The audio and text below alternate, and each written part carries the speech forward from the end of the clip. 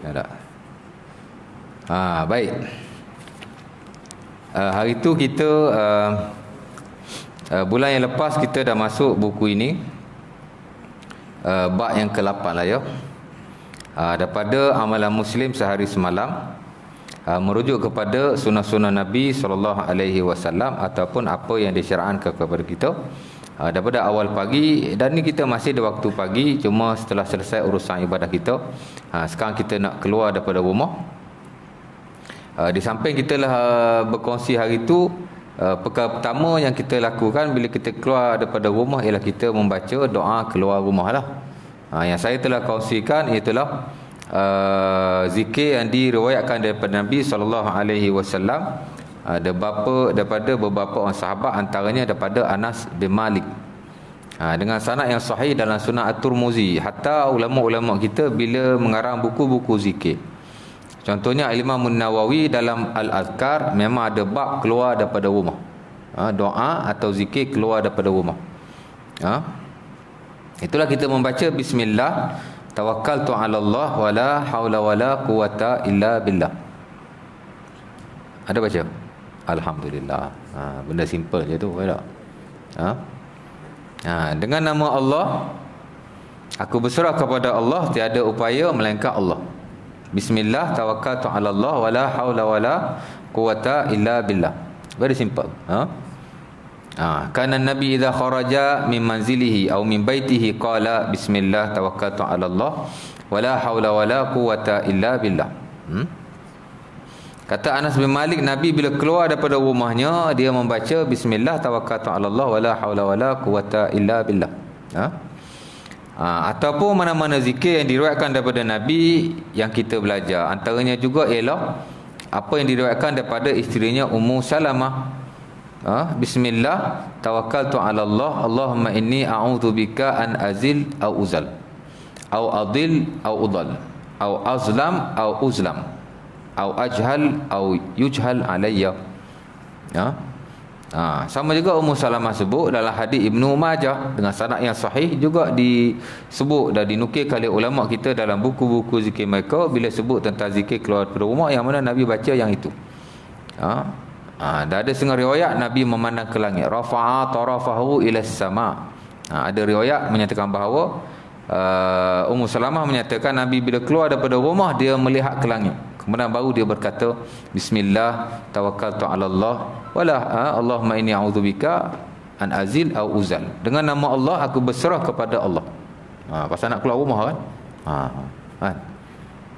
Kita tak tahu apa yang akan berlaku di hadapan kita, maka berserahlah kepada Allah Subhanahu Wa Taala. Betul tak? Allahumma inni a'udzubika an azil au uzal.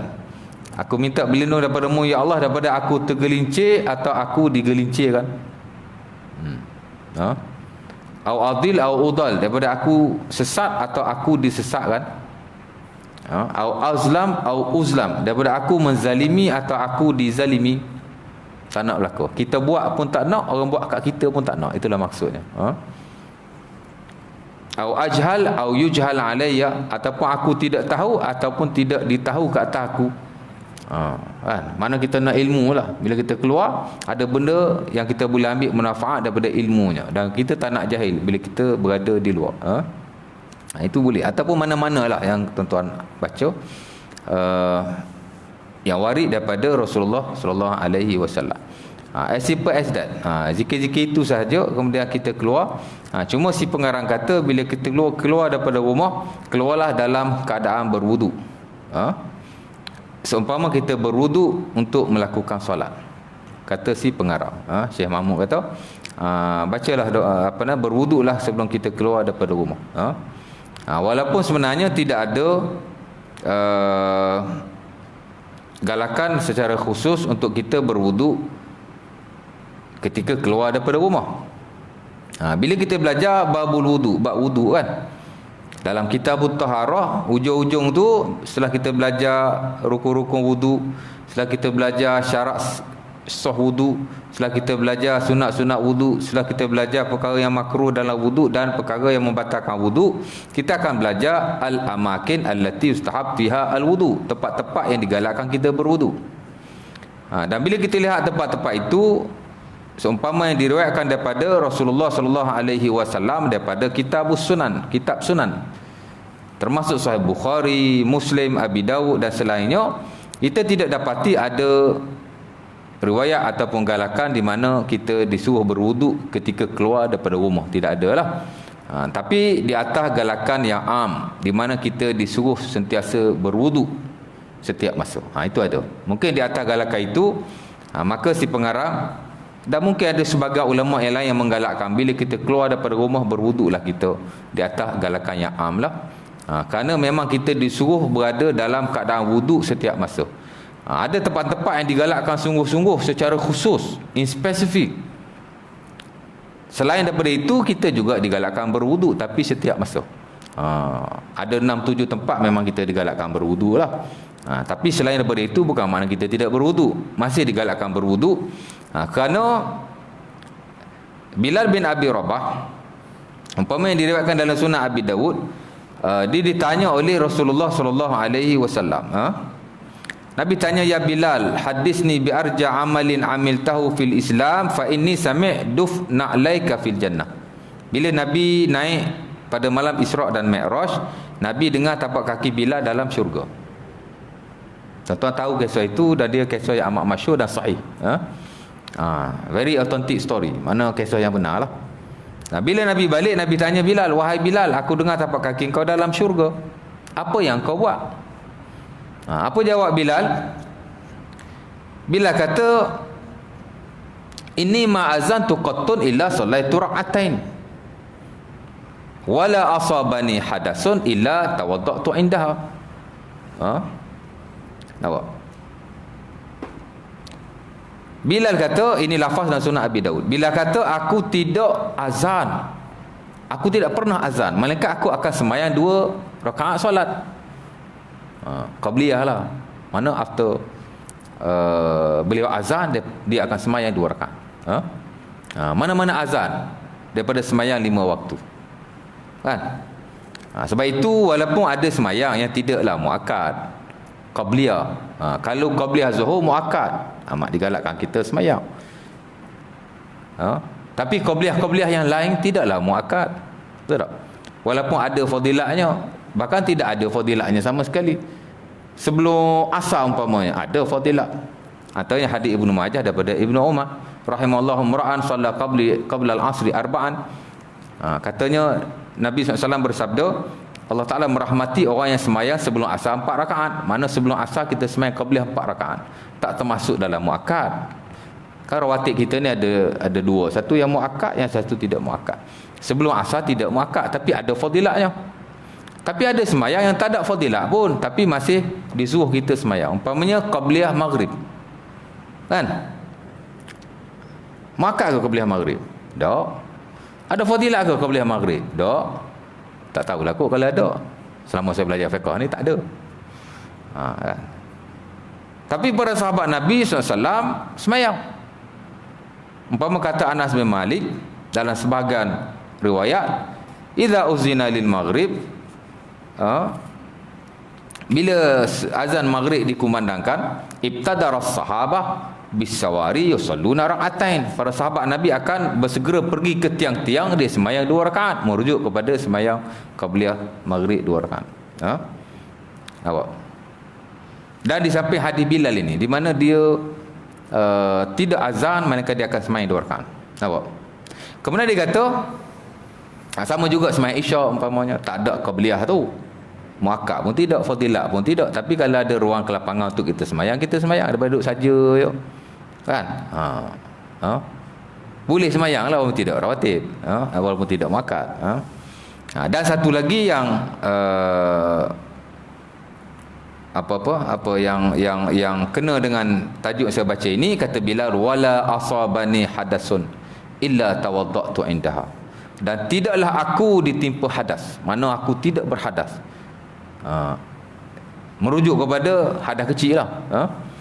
Kalau ada besar dia kena mandi. Melainkan berwuduk dalam setengah-setengah keadaan. Wala asabani hadasun illa tawaddatu indaha. Kata Bilal bin Abi Rabah, tidaklah aku berhadas, melainkan aku berwuduk ketika itu. Mana asal hadas je dia wuduk. Asal hadas je dia wudu. Asal hadas je dia wudu. Jadi Bilal radhiyallahu taala anhu mengekalkan wudu setiap kali ketika dia berhadas. Dan itu salah satu sebab mengapa Allah Subhanahu wa taala telah menjadikan ahli syurga walaupun dia masih berada di atas muka bumi. Itu sebab dia masuk syurga. Dan dalam riwayat yang lain Nabi tanya dia, ya Bilal, bima sabaqtanil jannah, wahai Bilal, dengan apakah engkau telah mendahului aku dalam masuk syurga? Seolah-olah macam Bilal masuk syurga lebih dulu pada Nabi masuk. Pasal Nabi masuk, dia dah ada tapak kaki dia tu. Dan salah satu sebab ialah dia sentiasa menjaga wudunya. Sementara ada jugalah hadis-hadis yang lain, antara hadis yang diriwayatkan dalam Sunan Abi Dawud daripada Sauban, di mana Nabi berkata, la yuhafidhu ala wudu illa mu'min. Tidaklah seseorang itu menjaga wuduk melainkan dia adalah seorang mukmin. Dan para fuqaha sepakat menyatakan bahawa orang yang sentiasa menjaga wuduk adalah min alamatil iman, mana tanda seseorang itu beriman. Mana kita jaga wuduk. Nampak? Memanglah kita tak boleh nak jaga 24 jam, tapi sebagai besar daripada masa kita, biarlah kita berada belakang wuduk setiap masa. Dan janganlah kita hanya berwuduk ketika nak sembahyang. Tidak salah, kerana tidaklah wajib. Hak wajib wudu ni bila kita nak semayang atau nak buat perkara yang diwajibkan wudu. Selain daripada itu tidaklah diwajibkan, tapi amat-amat digalakkan. Fadilat yang besar. Dengan sebab itu pengarang menggalakkan supaya kita keluar daripada rumah berwuduklah kita, walaupun tidaklah digalakkan secara khusus, tapi galakkan secara am. Sebab yang digalakkan secara khusus ni hanya ada beberapa tempat saja. Pertama ialah ketika kita nak semayang. Walaupun kita dah ada wuduk, digalakkan kita mengambil wuduk yang baru yang kita sebut sebagai tajdid. Especially bila kita nak semayang fardu dengan wuduk yang telah kita semayang fardu tadi. Kita semayang zuhur, kan? After semayang zuhur, wuduk kita tak batal sampailah masuk asar. Wuduk ada lagi. Boleh tak semayang asar? Boleh, kan? Tak ada salah. Tapi amat-amat digalakkan kita berwuduk. Tajdid dia panggil. Sementara Nabi SAW sentiasa berwudu setiap kali nak semayang. Daripada awal kehidupan dakwahnya sampai hujung, sampai ketika pembukaan Mekah. Walaupun Nabi dah ada wudu, Nabi akan sentiasa berwudu. Seumpama yang diriwayatkan dan Sunan Abi Dawud daripada Buraidah, katanya kana Nabi yatawadda inda kulli salah. Nabi sentiasa berwudu setiap kali nak semayang. Dalam braket semayang fardu. Kalau semayang sunat tak perlu sama sekali tajdid, dan tidak disunahkan oleh para ulama, kan? Tadi semayang fardu, kemudian nak semayang sunat, ambil wudu, mayalah ba'diyah 2 rakaat. Lepas ba'diyah nak semayang taubat lah pula 2 rakaat. Tadi aku buat salah, kan? Pergi ambil wudu lagi, semayang taubat 2 rakaat. Lepas semayang taubat nak semayang kau lain pula lah. Banyak jenis semayang sunat ni, semayang hajat ke, pergi ambil wudu lagi. Tak payah. Selang-seling antara sunnah tidak digalakkan sama sekali, malah dimakruhkan oleh para ulama. Yang digalakkan ialah antara fardu sesama fardu. Begitu juga kalau kita ambil wuduk sebelum semayang, 1 hour before semayang kita dah ambil wuduk. Maghrib pukul 7.10 contoh hari ni, kan? Pukul 6 tadi dah ambil wuduk, ada lagi wuduk, tiba-tiba masuk maghrib, tak batal lagi wuduk kita. Sama juga, tidak perlu memperbaharui wuduk, sebab wuduk yang kita ambil tadi tak semayang fardu lagi. Tak perlu sama sekali dan tak digalakkan oleh majoriti para ulama. After kita semayang fardu, kalau kita nak semayang fardu yang lain, barulah digalakkan kita berwuduk walaupun kita masih ada wuduk. Kata Buraidah, kerana Nabi yatawadda inda kulli salat. Jadi amat-amat digalakkan. Bila pembukaan Mekah, ujung tahun kenabian tu, barulah Nabi berwuduk 1 hari dengan 1 semayang. Nabi semayang 5 waktu dengan 1 wuduk. Tapi sebelum itu Nabi sentiasa berwuduk setiap masa. Nak semayang fardu je ambil wuduk, nak semayang fardu je ambil wuduk, walaupun Nabi dah ada wuduk.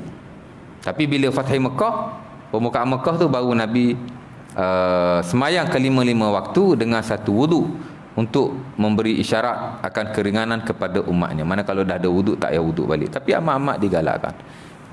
Nampak?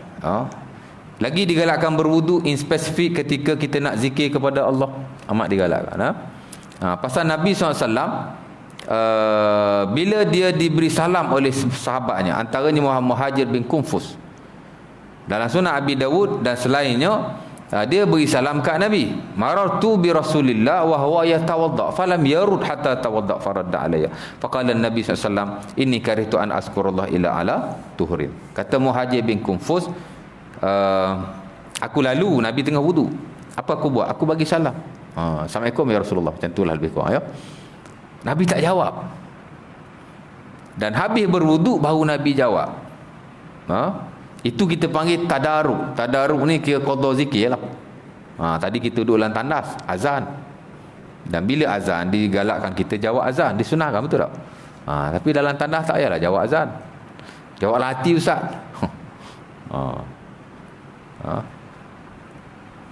Bila keluar tandas kita jawab balik dengan mulut kita, seumpama kita jawab sebagaimana biasa. Itu kita panggil tadaruk.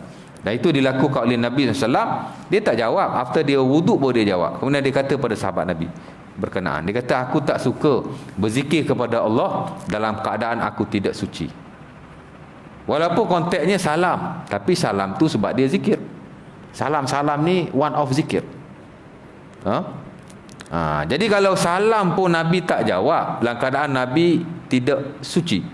Sementara lagi zikir-zikir yang lain. Subhanallah umpamanya. Alhamdulillah umpamanya, ataupun nak baca Quran, amat-amat digalakkan kita membaca dalam keadaan kita suci, walaupun tidak wajib. Kalau nak sentuh Quran tu wajiblah di sisi majoriti, walaupun segelintir tidak mewajibkan. Tapi setakat nak baca, setakat nak berzikir subhanallah, tak perlulah wudu, kan? Tapi amat-amat digalakkan di atas hadis berkenaan, dan mungkin ada lagi hadis-hadis yang lain. Digalakkan kita berwuduk juga, tuan-tuan. Very preferable Mak Saleh kata. Amat-amat digalakkan bila kita belajar fiqh ialah ketika sebelum tidur, especially di tengah malam. Kerana Nabi SAW mengajar sahabatnya tidur, antaranya Al-Barra. Bila tuan-tuan belajar adabun naum, adab-adab tidur. Dalam Riyadhus Salihin, Al-Imam An-Nawawi rahimahullahu ta'ala memuatkan tak kurang daripada 383 bab yang merangkumi seluruh hak ehwal kehidupan kita. Ibadah baik, muamalah baik, akhlak baik. Sekiranya kalau tuan-tuan belajar buku itu khatam, tuan-tuan sebenarnya dah tahu sebahagian besar lah. Saya nak kata 100% tak berani, tapi saya kata 90% tuan-tuan dah tahu sikit sebanyak hak ehwal agama berkaitan dengan kehidupan kita. Sebab itu buku itu amat-amat digalakkan untuk kita belajar. Hatta Al-Imam Az-Zahabi dalam Syiar A'lamin Nubala amat-amat menggalakkan kita belajar beberapa buku untuk kehidupan kita. Antaranya ialah Riyadhus Salihin. Dalam banyak-banyak bab itu, dia juga memuatkan beberapa kitab.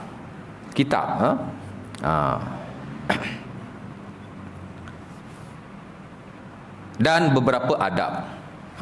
Salah satunya ialah adabun naum, adab tidur. Tidur ni kalau tak belajar, tidur je. Tapi kita nak belajar supaya ada something yang kita dapat daripada kita tidur. Tidur ni bukan benda pun, tidur je. Tapi once kita tahu, kita buat apa yang kita tahu base kepada syariat ni, jadi dapatlah pahala itu. Kan? Tidur dalam keadaan ibadah sepanjang masa. Sebab itu ada ulama kita, naumu alimin khairun wa afdal min ibadati jahilin. Itu bukan hadis Nabi tu kata-kata ulama. Tak tahu ulama mana, tapi saya dengar lah orang mengajar. Tak tahu ulama mana lah, tapi betul lah kata-kata tu, kan? Tidur orang yang alim, orang yang tahu lebih baik daripada ibadat orang yang jahil. Kerana tidur orang alim ada manfaatnya, ada hasilnya. Tidur dia tu boleh mendekatkan diri dia kepada Allah Subhanahu Wa Taala. Lebih baik daripada ibadah orang yang jahil. Pasal orang yang jahil, ibadah dia belum tentu diterima. Kok salah sana sini, tak nak belajar, kan? Allah Ta'ala bagi ni macam-macam dekat kita. Kat dunia ni apa yang dia tak bagi? Dia bagi kita umur yang panjang, dia bagi kita kesihatan, dia bagi kita harta, dia bagi kita anak pinak. Tapi kita masih lagi malas nak belajar. Nak tunggu apa saya pun tak tahulah. Kalau tu nak pergi ma'had, nak pergi pondok sana, atau nak pergi pusat-pusat pengajian, kok payah. Masjid Surah ada pengajian free every night, pun tak nak belajar juga. Saya tak tahu apa lagi yang kita nak selain dalam hidup ni. Saya pun tak tahu, kan? Bukan tuan-tuan lah, orang lain. Tapi ajaklah tuan-tuan kawan-kawan yang di luar, mari. Hak mari semayang tu dah bagus, tapi kuliah tak nak duduk. Ada juga jenis macam tu. Ajak dakwah tuan-tuan. Once dia duduk di kuliah, dia dengar pengajian, tuan-tuan pun dapat pahala macam dia dapat. Adallu ala khairin kafa'ilihi. Nabi kata dalam hadis Abi Mas'ud Al-Badri dan Sunan At-Tirmizi, orang yang mengajak kepada suatu kebaikan, bila dia dapat pahala, orang yang mengajak dapat exactly pahala the same macam orang yang mengajaknya. Ajaklah kan. Belajar ni bukan susah, ya tak? Sebab itu orang yang tidur tapi dia reti lebih baik daripada orang yang beribadah dalam keadaan dia jahil. Kan? Baik, jadi dia ajar ada adabun naum, adab tidur. Banyaklah adab-adabnya. Antaranya ialah berwuduk sebelum kita tidur. Pasal Nabi ajak in spesifik kepada sahabatnya Al-Bara, idza ataita matja'aka fatawadda wudu'aka lis-salah. Bila kamu nak tidur, maka berwuduklah kamu seumpama kamu hendak solat. Nabi ajar suruh wuduk kepada Al-Bara berkenaan. Di samping Nabi ajar juga zikir sebelum tidur. Sama juga Al-Imam Al-Qurtubi rahimahullahu ta'ala dalam bukunya At-Tazkirah, buku tentang kematian. Dia bincang juga tentang kelebihan. Dia ada sebut juga tentang kelebihan tidur dekat wudu. Antaranya dia kata mendapat pahala mati syahid jika dia matilah. Cuma hadis itu tidak sahih, dhaif di sisi ahli-ahli hadis, tapi sebab dia nak galakkan orang. Di samping hadis-hadis yang sahih, dia nyatakan jugalah hadis-hadis tidaklah sahih, tapi untuk nak memberi galakan kepada kita supaya tidurlah dalam keadaan wudu.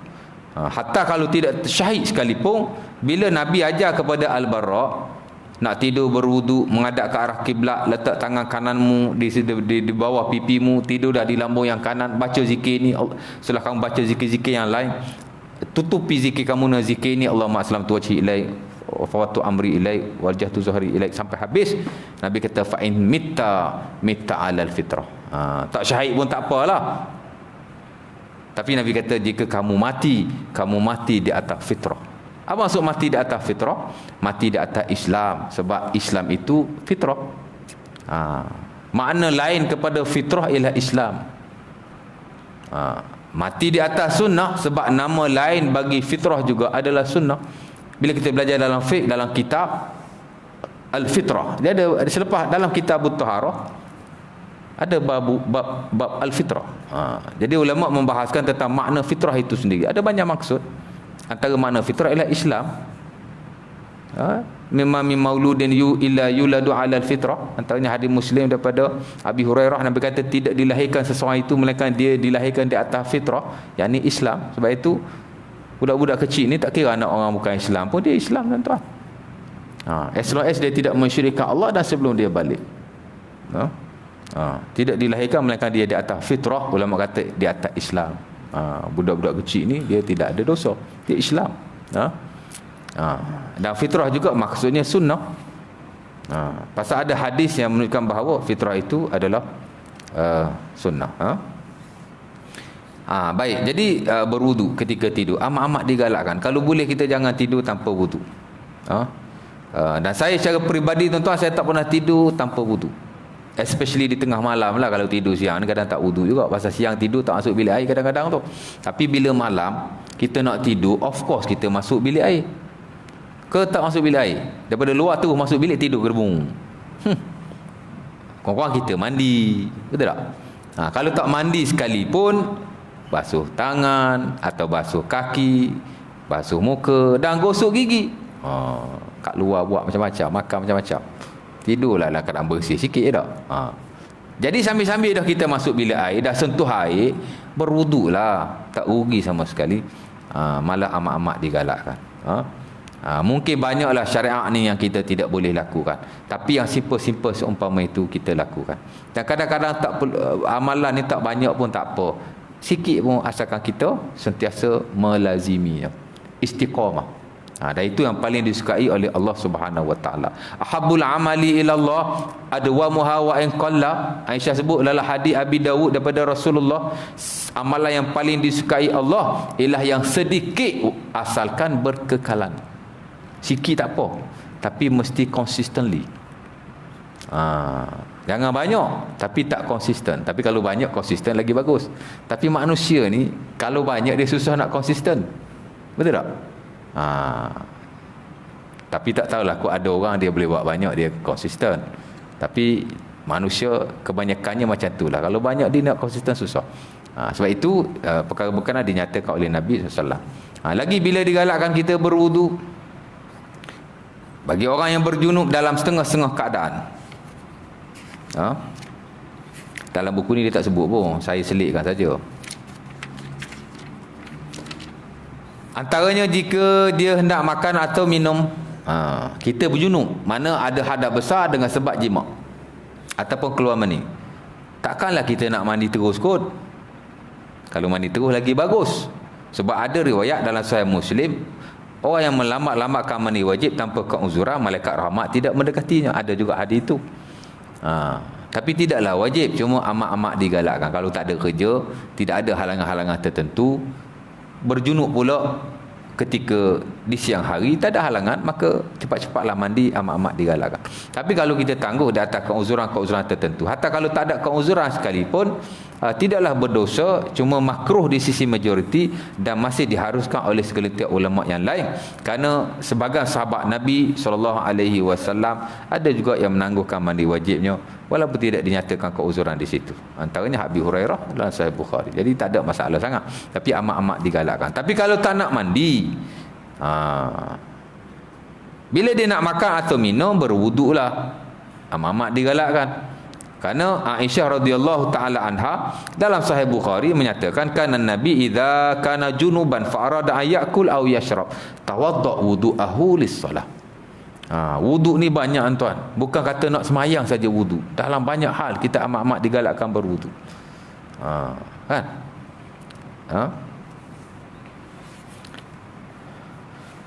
Kata Aisyah, Nabi SAW bila dia berjunub, yakni berhadas besar hasil daripada jima, Nabi akan berwuduk seumpama dia wuduk ketika salat, bila dia nak makan atau nak minum. Jadi nak makan nak minum kalau boleh wuduk. Payah ustaz nak wuduk, nak basuh tangan, nak komo, nak basuh hidung, nak basuh muka, nak basuh kaki ke siku, nak basuh kepala, macam banyak ustaz. Wuduk hok basic-basic. Kan? Hok sunat tu tak payahlah buat. Hatta Ali bin Abi Talib, kalau dia dah ada wuduk, dia nak tajdid wuduk, dia tak wuduk hok sunat-sunat tu pun, dia wuduk hok wajib je. Umpamanya diriwayatkan dalam Mukhtasar dalam Ma'anil Asar Al-Imam At-Tahawi rahimahullahu taala. Dan dia berkata, hadzal wudu man lam yuhdis. Inilah wudu bagi orang yang belum berhadas. Dia dah ada wudu, dia nak tajdid wudu. Dia berwudu yang basic-basic saja. Dan dia kata inilah wudu orang-orang yang belum berhadas. Sebab itu sebagai ulama menggalakkan kalau nak tajdid wudu, tak payah buat sunat-sunat tu, buat wajib sudah. Tapi majoriti masih menggalakkan supaya kita berwudu seperti biasa. Dan tengoklah ke atas kemudahan masing-masing.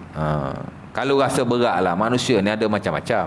Rasa berat nak wudu, latih diri berwudu hak basic-basic dulu. Kan? Samanya nak tidur tadi pun, kalau malas sangat tuan-tuan, wudu hak basic je. Hatta saya sendiri pun nak buat hak perfect sepanjang masa, alih-alih tak buat. Buat hak tak perfect pun tak apa, asalkan buat. Jadi hak basic saja. Sama juga bila nak tidur, sama juga. Nabi SAW setelah dia berjunub, kadang-kadang dia mandi terus, kadang-kadang dia hanya berwudu, kadang-kadang dia hanya membasuh kemaluannya, dan kadang-kadang baginda tidak berbuat apa-apa. Baginda terus tidur, kata Aisyah, min ghairi ayyamus samaan, tanpa dia menyentuh air sekalipun. Boleh buat belaka, tidak haram. Cuma amat-amat digalakkan kita mandi. Kalau tak mampu mandi, digalakkan kita berwudu. Kalau tak nak berwudu, membasuh kemaluan saja. Kalau malas sangat kat tidur lah. Tapi kalau kita nak tidur tu amat-amat digalakkan, atau nak makan nak minum kita berwudu, tapi tidaklah wajib. Kerana Umar Al-Khattab dalam Sunan Abi Dawud ataupun dalam Bukhari, saya tak ingat, dia tanya Nabi, ya Rasulullah, ayakul ahaduna wa huwa junubun, wahai Nabi, bolehkah orang berjunub tidur? Nabi kata, na'am idza tawadda wudu'ahu lis-salah. Ya, bila dia telah berwuduk seumpama dia nak berwuduk sebelum salat. Kok lepas junub kena mandi terus kot? Tak. Kalaulah Islam mensyariatkan lepas junub nak mandi terus, susahlah kita. Maka Islam dibina di atas dasar memudahkan. Umpamanya Allah Ta'ala sebut dalam surah At-Taghabun ayat 16, wa ma ja'ala alaikum fid dini min haraj. Keseluruhan hukum hakam fiqh asasnya dibina di atas dasar memudahkan. Dan itu yang dicontohkan oleh Rasulullah SAW. Dan kepelbagaian yang ditunjukkan oleh baginda semua kerana nak memudahkan kita. Jadi berwuduk saja. Boleh tak aku nak tidur lepas junub? Nabi kata boleh, wuduklah dulu. Dan satu lagi juga, amat digalakkan kepada orang yang berjunub berwuduk bila ia ingin mengulangi jimaknya. Boleh berlaku Ustaz? Boleh. Terutama ke orang yang banyak isterinya. Kan? Ada orang dia bergilir 3 hari 1 malam. Mungkin ada orang dia bergilir seminggu satu orang. Boleh dia ada 2 isteri, seminggu sana seminggu sini, dia tak ada masalah, dia di atas kesepakatan. Cuma yang digalakkan oleh para ulama majoritinya 3 hari sekali lah, 3 hari di sini, 3 malam di sini, 3 malam di sini. Tapi kalau lebih pun tak apa, atas kesepakatan. Syarak tak pernah menghakkan. Ataupun semalam sekali, kalau duduk dekat-dekat semalam sekali lah, semalam kat sini, semalam kat sini, semalam kat sini, semalam kat sini. Tapi boleh juga satu malam 2 orang sekali boleh. Setengah malam kat sini, setengah malam kat sini. Awal malam kat rumah si A, akhir malam kat rumah si B. Dah sewa dekat-dekat, duduk dekat-dekat. Boleh jadi dia duduk di satu bangunan.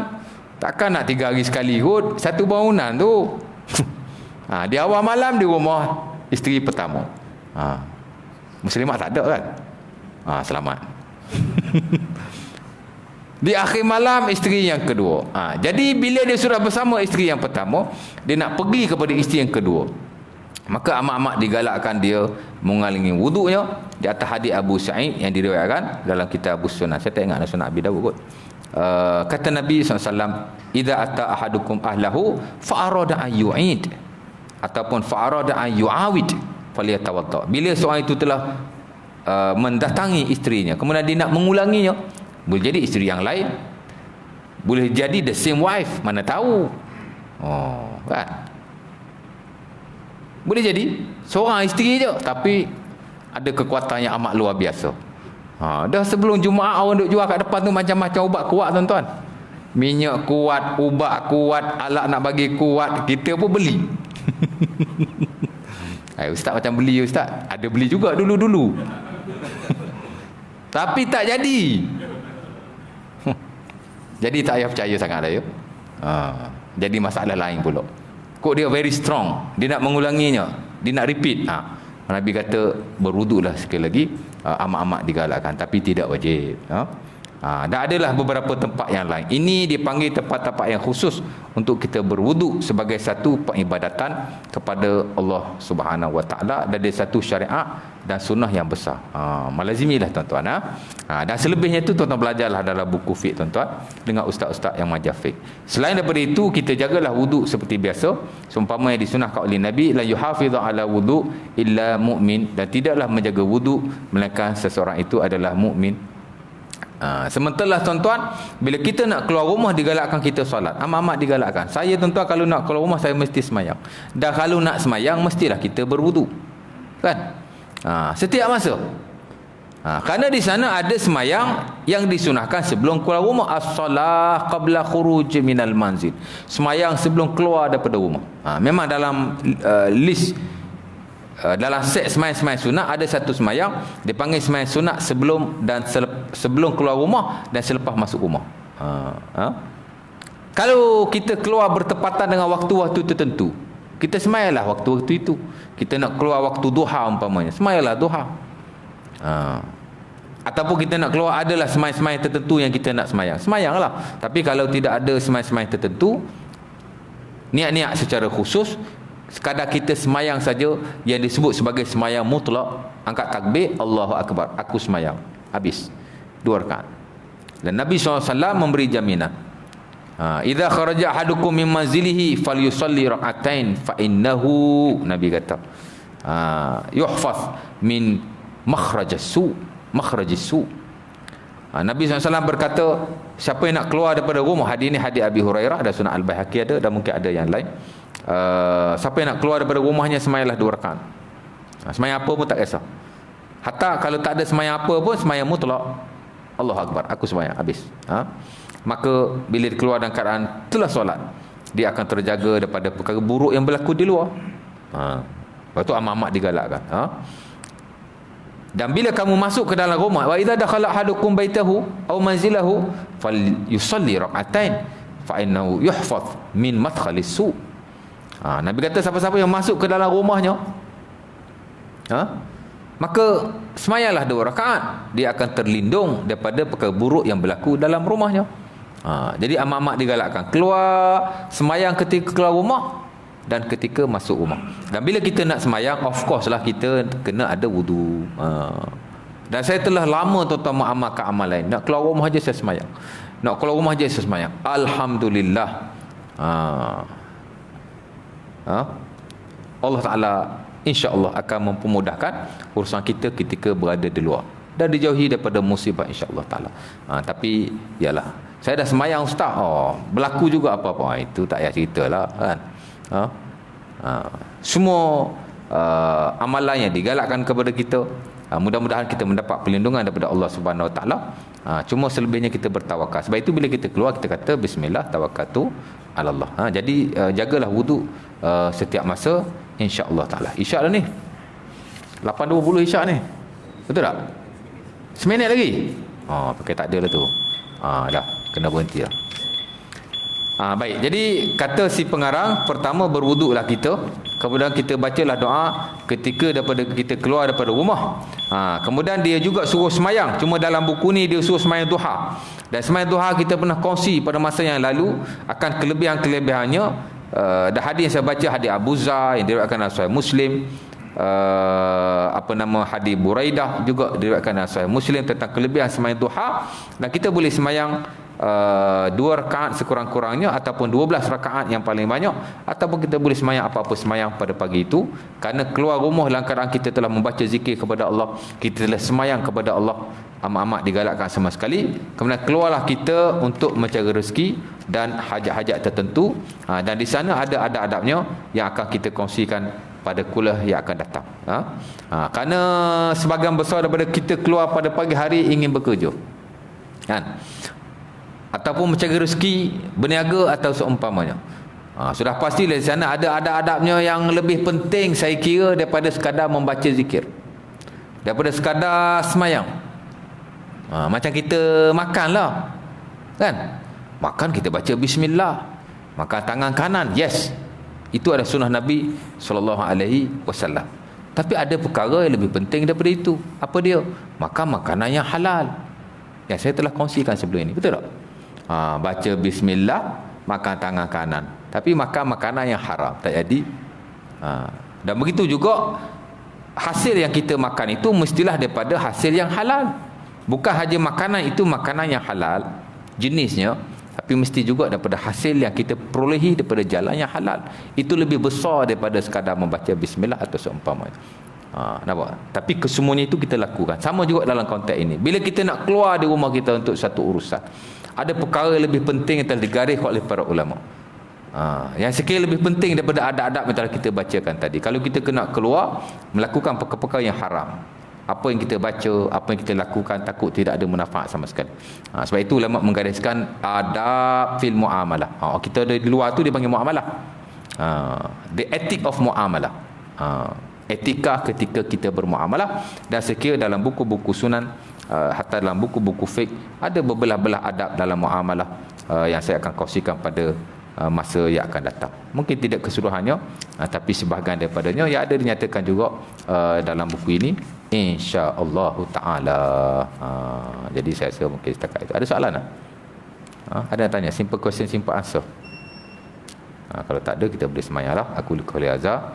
Assalamualaikum warahmatullahi wabarakatuh. Kita tutup majlis tasbih kafarah dan surah Al-Asr.